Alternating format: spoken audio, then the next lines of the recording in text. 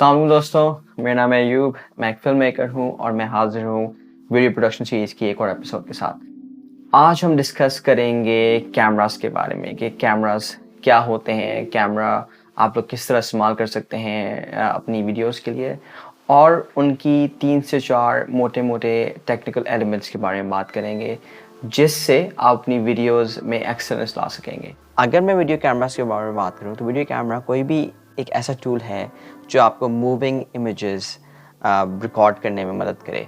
वो आपका mobile phone camera भी हो सकता है, वो एक सिनेमा ग्रेड कैमरा भी हो सकता है, वो एक फ़ोटोग्राफी कैमरा भी हो सकता है, या डीएसएलआर भी हो सकता है।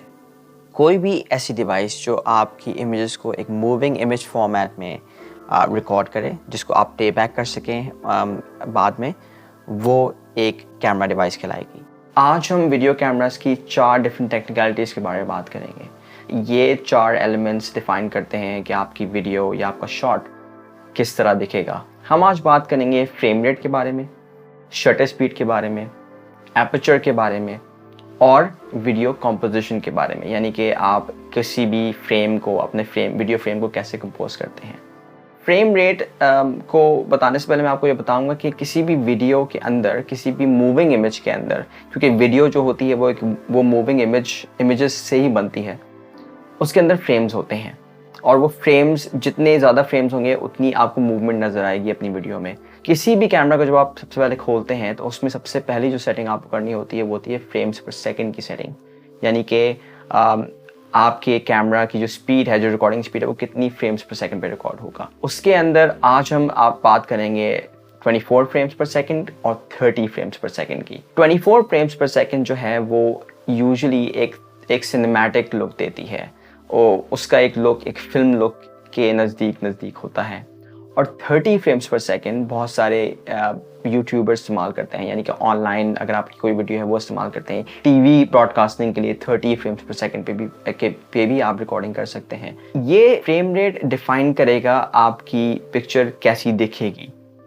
ये बहुत ज़रूरी है कि ये सेटिंग आप सबसे पहले करें। जब आप अपना कैमरा खोलें तो सबसे पहली सेटिंग आपको फ्रेम रेट की करनी पड़ेगी। तो सबसे पहले हम अपना कैमरा ऑन करते हैं और हम FPS सेटिंग में जाते हैं। FPS सेटिंग के अंदर हमारे पास डिफरेंट ऑप्शंस आ रहे हैं और हम अपना डिज़ायर्ड एक FPS सेलेक्ट कर लेते हैं, और ज़रूरी है कि हम थ्रू आउट द प्रोजेक्ट वही FPS लेकर चलें। हम FPS बीच में चेंज ना करें, वरना आपको एडिट में मुश्किल हो सकती है।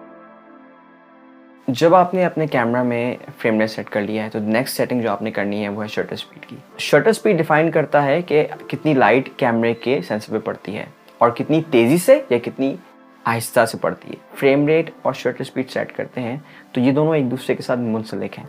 शटर स्पीड जो होती है वो हमेशा फ्रेम रेट की डबल स्पीड होती है, यानी कि अगर मैं 30 FPS में शूट करूँगा तो हमारी शटर स्पीड 60 होगी, या अगर मैं 24 या 25 फ्रेम्स शूट करूँगा तो मेरी शटर स्पीड रिस्पेक्टिवली 50 फ्रेम्स पर सेकंड होगी। ये इसी तरह है कि कैमरे की एक आँख है और उसकी जो पलकें हैं वो किस स्पीड के साथ खुल रही हैं, बंद हो रही हैं, और शटर स्पीड कैमरे के सेंसर पर जो लाइट पड़ती है उसको भी कंट्रोल करती हैं। शटर स्पीड के बाद हम जिस सेटिंग की बात करते हैं वो है aperture.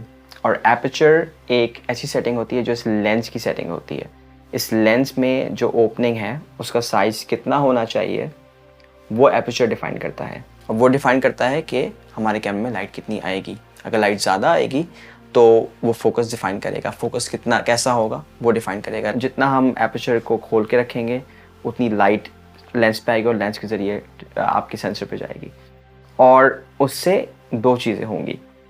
Number 1, depth of field पैदा होगी, यानी कि शैलो डेप्थ ऑफ फील्ड या फिर डीप डेप्थ ऑफ फील्ड। मेरे पास एक लेंस का माउंट है, और मैं इसका एपर्चर जितना बंद करूँगा या खोलूँगा वो एपर्चर सेटिंग बयान करेगा। पहले मैं आपको दिखाना चाहूँगा कि ये आप देख रहे हैं कि एपर्चर बंद हो रहा है और एपर्चर खुल रहा है। ये कॉन्सेप्ट मैं आपको इस तरह क्लियर कर सकता हूँ कि अगर मैं अपने कैमरे का एपर्चर को खोलूँ तो ज़्यादा लाइट मेरे कैमरे पे पड़ेगी या मेरे कैमरे के सेंसर पर पड़ेगी। जितनी ज़्यादा लाइट पड़ेगी एक shallow depth of field create होगी, यानी कि एक कैरेक्टर के अराउंड की जो बाकी तमाम चीज़ें वो ब्लर हो जाएंगी और वो कैरेक्टर सिर्फ फोकस में आ जाएगा। इसका मतलब है कि डेप्थ ऑफ फील्ड शैलो है। अगर आपको आपका कैरेक्टर और बैकग्राउंड को भी फोकस में लाना है तो आप डीप डेप्थ ऑफ फील्ड करेंगे, और उससे ये होगा कि आपके सेंसर में कम लाइट आएगी, यानी कि जितनी कम लाइट आएगी उतने डीप डेप्थ ऑफ फील्ड बनेगी, जितनी ज़्यादा लाइट आएगी उतनी शैलो डेप्थ ऑफ फील्ड बनेगी। और सबसे आखिर में एक बात वो ये कि आपका कैमरा जो है वो सिर्फ एक टूल है।